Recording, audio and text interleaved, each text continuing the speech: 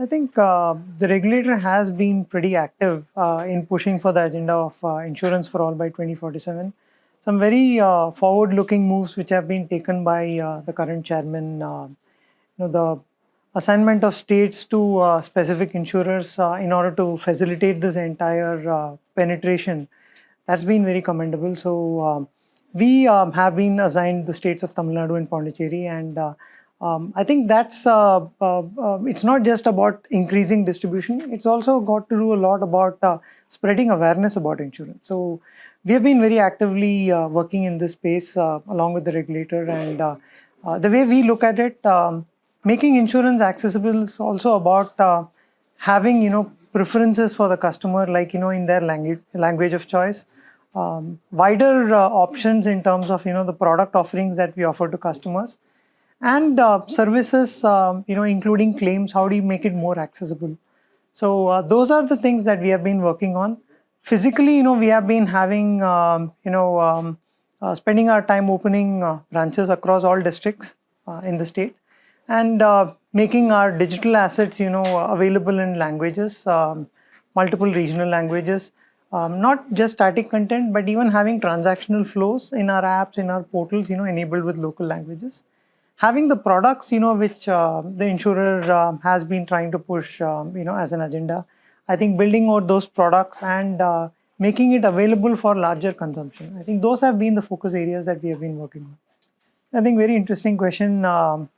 This again is one of the very forward-looking initiatives taken by the regulator. So I think it's taking shape pretty well. We can see that the product construct has been more or less agreed. The way the distribution has been planned out, with specific focus on the ladies in the smaller locations kind of being empowered to distribute and service these products, and of course the platform itself. I think all three have kind of taken shape. We can expect that things will turn out. For us as an insurer, this is something very important to our core strategy of going beyond the big locations, and moving from India's strategy to the Bharat strategy, as we call it.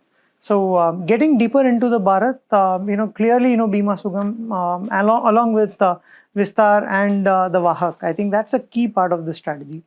Going back again, how do you enable this? We obviously, are working very actively on building the integration hooks, for consuming, all of these services, but also again making it available across, different languages, going across demographics and seeing how do we kind of fit into the respective cohorts that we create. So that's all been very much part of our strategy. Really looking forward to the launch of the platform in the coming months. I think with every positive thing, there are these issues that kind of crop up. A couple of topics that I would want to talk about.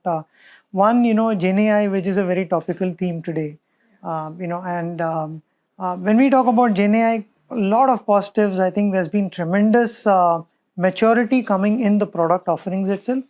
But along with that, there is also that caution that we need to exercise in terms of training the models.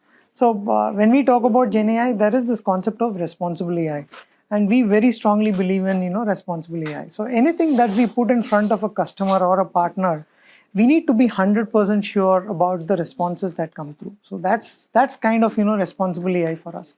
So there's no real room for any errors, so to speak. So how do you kind of cut through the hallucination?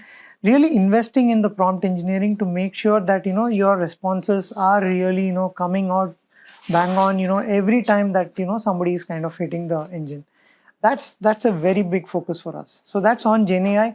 Tremendous potential in terms of scalability, performance. I think something that can really impact every aspect of business that we are in. If I have to go beyond that, I think security is a very, very big concern. The regulator, the government, I think, the DPDP Act, it'll kind of get notified anytime now. So going back to how do you kind of protect the customer's identity? Give him the choice of really, deciding, where he wants to share his data. More importantly, where, also kind of give him the power to, take back the consent. So these are all very important, and we are spending a lot of time going through the act itself, not just from a compliance perspective, but really going back and putting the customer in the middle, trying to see how can we empower him, give him what it needs in terms of consent mechanism, and again act as a very responsible player. So we've kind of started rolling out certain super apps. We kind of call this the ecosystem, the first insurance-led ecosystem that we created. Very healthy adoption, but in all the content that we create, there's a lot of syndicated content. There is also content that we generate using GenAI, but we are very particular about these aspects. How do you kind of ensure that the data that's getting, the content that's getting created, is something that a customer can rely on? So that's one. Ensuring that people who come in can be safe, can be assured that their data is secure. So these are all things that we are trying to specifically focus around. Top two things that came to my mind when you asked this question.